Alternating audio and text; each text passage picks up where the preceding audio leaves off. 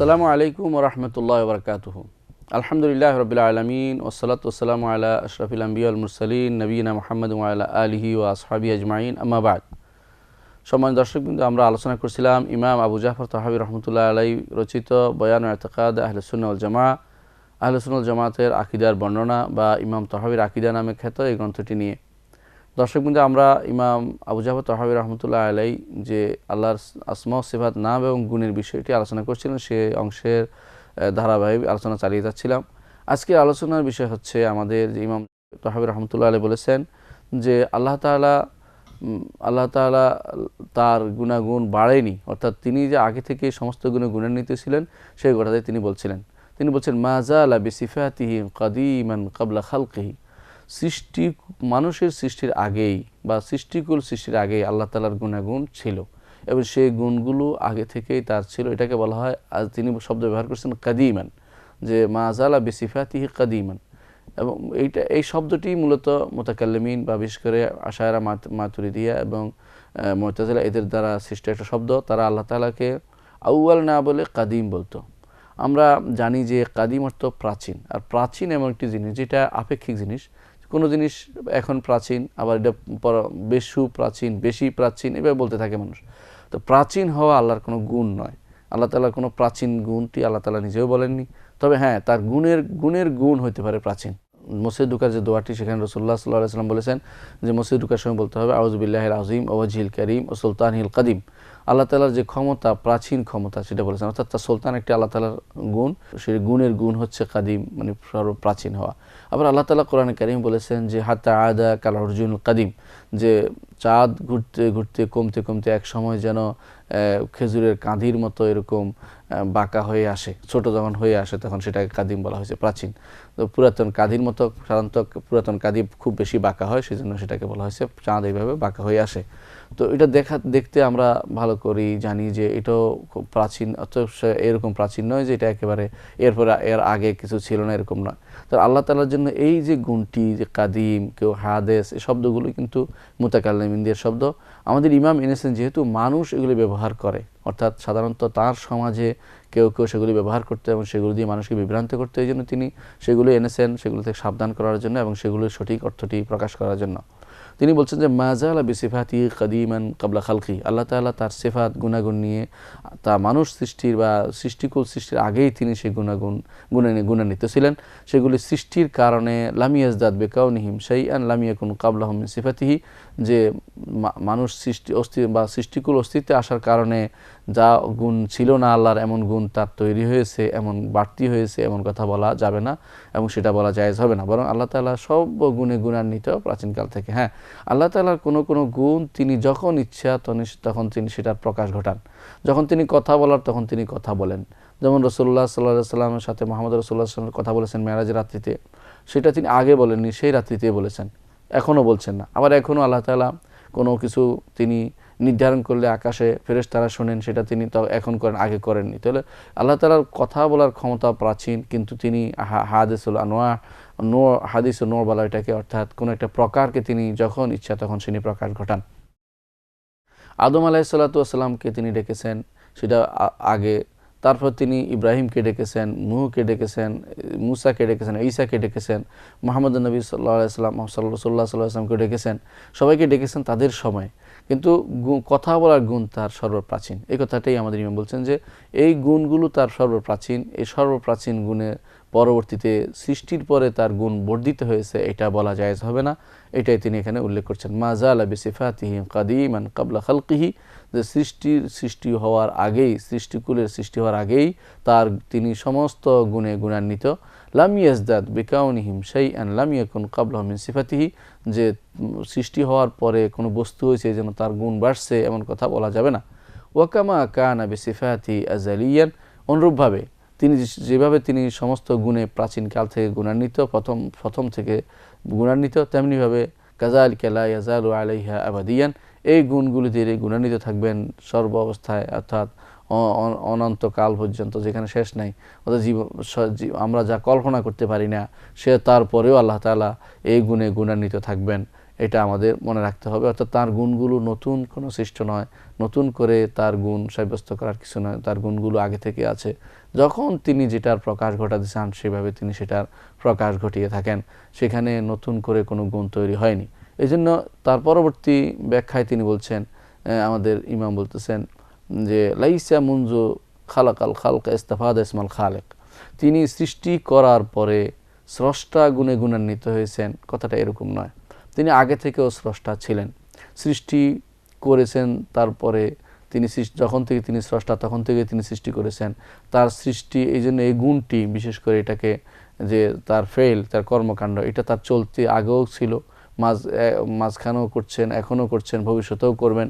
যখন তিনি ইচ্ছা তখন তিনি সৃষ্টি করে থাকেন। সুতরাং তিনি খালেক হয়েছেন পরে, এমন কথা যারা বলছে তারা আল্লাহ তাআলার সিফাত সম্পর্কে এলহাদে লিপ্ত, আল্লাহ তাআলার সিফাত সম্পর্কে তারা কুফরিতে লিপ্ত রয়েছে। আল্লাহ তাআলার সিফাত প্রাচীন সিফাত, এগুলি কোনো নতুন করে তিনি খালেক নামে তিনি গুণান্বিত হননি, বা স্রষ্টা নাম তার আসেনি, আগে থেকেই তিনি স্রষ্টা। তারপর তিনি বলেছেন ওয়ালা বে ইহদাসিল বারিয়াতে ইস্তাফাদ ইসমাল বারি, বারি স্রষ্টার অর্থেই বা নতুন করে তৈরি করেছেন আল্লাহ তাআলা। এই নামটি তিনি যে কোনো জিনিসে তিনি অস্তিত্ব নিয়ে এসেছেন, এই জিনিসটা কোনো সৃষ্টিকুলকে যে তিনি আনার পরে যে তার নামটা বারি হয়েছে এরকম না, বরং তিনি পূর্ব যুগ থেকে বারি। এই জন্য কোরআনে কারিম আল্লাহ তাআলা উল্লেখ করেছেন হুয়াল্লাহুল খালিকুল বারি আল মুসাউবির, তিনি হচ্ছেন খালেক, তিনি বারি, তিনি মুসাউবির, তিনি উল্লেখ করেছেন। অর্থাৎ এই গুণগুলি তার প্রাচীন, মানুষ সৃষ্টির পরে বা সৃষ্টিকুল সৃষ্টির পরে তাকে খালেক হইতে হয়েছে, বা তাকে সৃষ্টিকুল সৃষ্টির পরে তাকে বারি বলা হবে এরকম নয়, বরং এই গুণগুলো তার সর্বপ্রাচীন, এই কথাটি আমাদের ইমাম সাব্যস্ত করতে চাচ্ছেন। তারপর তিনি বলছেন লাহু মা'না রুবুবিয়্যা ওয়ালা মারবুব ওয়া মা'নাল খালিক ওয়ালা মাখলুক, তার রুবুবিয়তের যে অর্থ সেটা রব, মারবুব বা আমরা যারা মারবুব রুবুবিয়্যা এবং রুবুবিয়্যা অর্থ হচ্ছে যিনি প্রতিপালনকারী, প্রভু বা পালনকারী বা রিজিক দাতা, সৃষ্টিকর্তা, এগুলো হচ্ছে রুবুবিয়তের অর্থ। আমরা এটা আগেও আলোচনা করেছি। তো এগুলি কখন সাধারণত মানুষ মনে করে থাকে যে যেহেতু আমি আসি, আমার একজন স্রষ্টা আছে, তিনি আমাকে তিনি আমার রব, তিনি আমাকে লালন পালন করছেন। তো আমাদের সৃষ্টির আগেই তিনি কিন্তু রুবুবিয়্যা গুণে তিনি রব ছিলেন, এই কথাটি আমাদের স্বীকৃতি দিতে হবে যে সৃষ্টিকুলের সৃষ্টির আগেই তিনি রব। অনুরূপভাবে যে সৃষ্টিকুলের সৃষ্টির আগেই সৃষ্টিকুলের সৃষ্টির আগেই তিনি খালেক, অর্থাৎ তিনি সৃষ্টির আগেই খালেক, আর তিনি মারবুব, যাদেরকে লালন পালন করেন তারা আসার আগেও তিনি মারবুব, রব হিসেবে তিনি পরিচিত। তিনি রব, তিনি খালেক। আমরা থাকি বা না থাকি, এর অস্তিত্ব মানে যাদেরকে তিনি তার এই নামের এবং গুণের চাহিদা অনুসারে যাদেরকে তিনি অস্তিত্বে নিয়ে এসেছেন, সেগুলো আসার আগেই তিনি রব, এবং সেগুলি অস্তিত্বে আসার আগেই তিনি খালেক। এই কথাটি আমাদের ইমাম এখানে তিনি সাব্যস্ত করছেন যে আল্লাহ তাআলার জন্য এই গুণগুলো সর্বপ্রাচীন অবস্থাতে সাব্যস্ত হবে, এটা আমাদের মনে রাখতে হবে। তারপর তিনি বলছেন যে ওয়াকামা আন্নাহু মুহয়িল মাউতা বা'দামা আহিয়া ইস্তাহাক্কা আল ইসম ক্বাবলা ইহইয়াইহিম, অনুরূপভাবে তিনি মৃত মানুষকে মুহয়িল মাউতা বা'দামা আহিয়া, যে তিনি মৃত মানুষকে জীবিত করবেন কখন? হাসরের মাঠে। এখনও কি তিনি কিন্তু মুহয়ি, হাসরের মাঠে তিনি মৃতদেরকে জীবিত করবেন হাসরের মাঠে, কিন্তু এখনও তো মুহয়ি, এখনও তিনি জীবিতকারী। অর্থাৎ আল্লাহ তাআলা সেটা এখনও করেননি, সেটার গুণ এখনও তার রয়েছে, অনেক কিছু তিনি করবেন।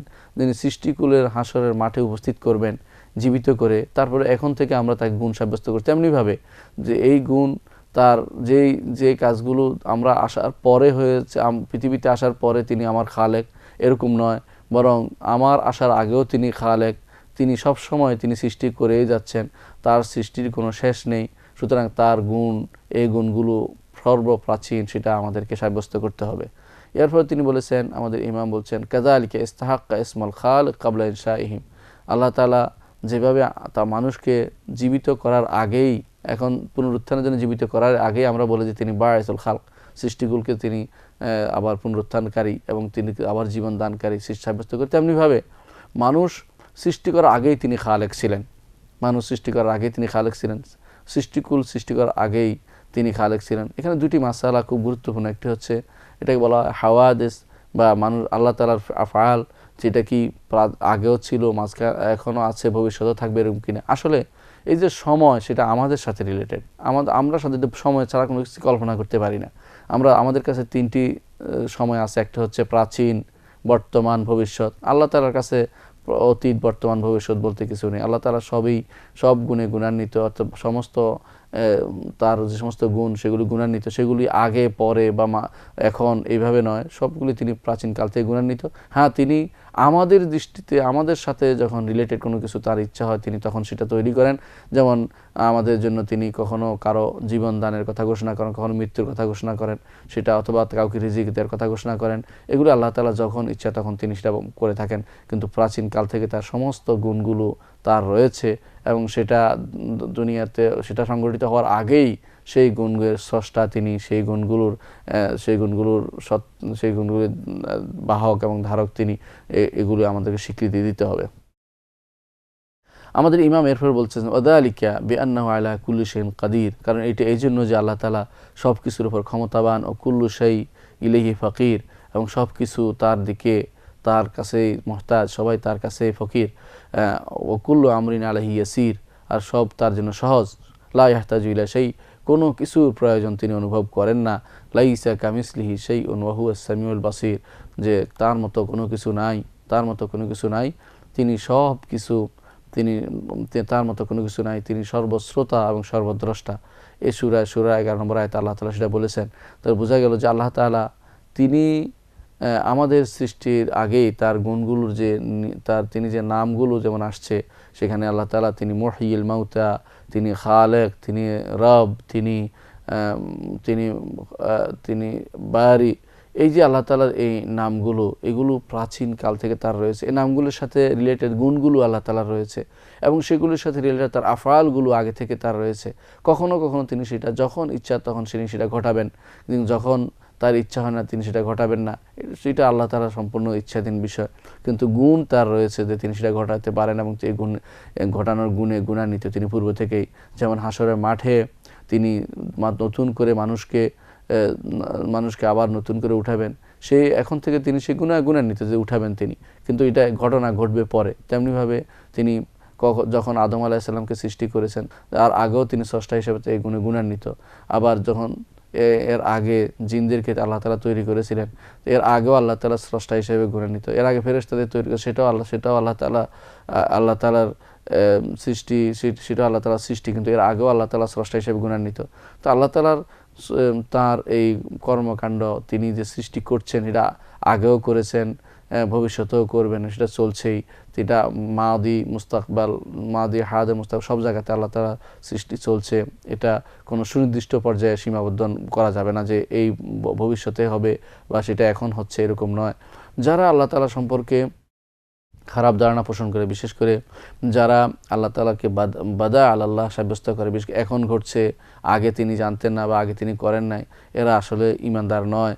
বিশেষ করে একটি গোষ্ঠী আছে যারা আল্লাহ তাআলার বাদা মনে করে, যে ইহুদিরা মনে করে যে আল্লাহ তাআলা তার সন্তানদের অবস্থা দেখে, অর্থাৎ ইহুদির অবস্থা দেখে কান্নাকাটি করেন এবং চোখের জলে তার ভেসে যায় তার মুখ, ইত্যাদি ইত্যাদি সমস্ত কথাগুলো তারা বলে থাকে। এগুলি মিথ্যাচার করে এবং আল্লাহ তাআলার গুণ সম্পর্কে না জানার কারণে। অনুরূপভাবে বর্তমান সময়েও শিয়াদের মধ্যে একটি গোষ্ঠী আছে যারা আল্লাহ তাআলাকে বাদা আল্লাহ তাআলা আগে জানতেন না, নাহলে তিনি তার নবী পরিবার লোকদেরকে কষ্ট দিতেন না, ইত্যাদি ইত্যাদি সমস্ত কথা বলে থাকে। এগুলো সম্পূর্ণরূপে ঈমান বিরোধী কথা এবং সহিহ আকীদা বিরোধী কথা। বরং আল্লাহ তাআলা আগে থেকে জানতেন, সেটা অনুসারে তিনি নির্ধারণ করেছেন, যেটা তার হিকমতের সাথে সেটা সামঞ্জস্যপূর্ণ, সেটাই তিনি বান্দার জন্য নির্ধারণ করেছেন। আল্লাহ তাআলা বান্দার জন্য যা নির্ধারণ করেছেন তার মধ্যে আছে তিনি সৃষ্টি করেছেন সবকিছু। আল্লাহ তাআলা সবকিছু তার ইলমের মাধ্যমে সৃষ্টি করেছেন এবং সবকিছু তিনি নির্ধারণ করেছেন এবং তাদের জন্য বয়স নির্ধারণ করেছেন। এই জন্য আমাদের ইমাম সেটা বলছেন যে খালাকাল খালকা বিইলমিহি, সৃষ্টিকুল তার জ্ঞান অনুসারে তিনি তৈরি করেছেন। ওয়া কাদ্দারাহুম আকদারান, এবং সেটার জন্য তিনি পরিমাপ নির্ধারণ করেছেন। দরাবালাহুম আহজালান, তাদের বয়স নির্ধারণ করেছেন। কুল্লু শাইইন ইয়াজরি বিমাশিয়াতিল্লাহি তাআলা ওয়া ইলমিহি, সব কিছু আল্লাহর ইচ্ছা এবং তার জ্ঞান অনুসারে চলে। ওয়া কাদাইহি ওয়া কাদরিহি, এবং তার ফয়সালা এবং তার নির্ধারণ অনুসারে চলে। গালাবাত মাশিআতুহুল মাশিআত কুল্লাহা, আল্লাহর ইচ্ছা সমস্ত ইচ্ছার উপরে স্থান পাবে। ও গালাবা কাদাহু আল হিয়াল কুল্লাহা, তার ফয়সালা সমস্ত হিলার উপরে স্থান পাবে। মানুষ যত উপায় বাহানাই করুক না কেন, আল্লাহর ফয়সালার কাছে সেই বাহানা কিছুই না। ইয়াফআলু মা ইয়াশা, তিনি যা ইচ্ছা তা করেন। হুয়া গায়রু যালিমিন আবাদান, এগুলি করতে গিয়ে তিনি জালেম নন, তিনি কারোর উপর জুলুম করেন না।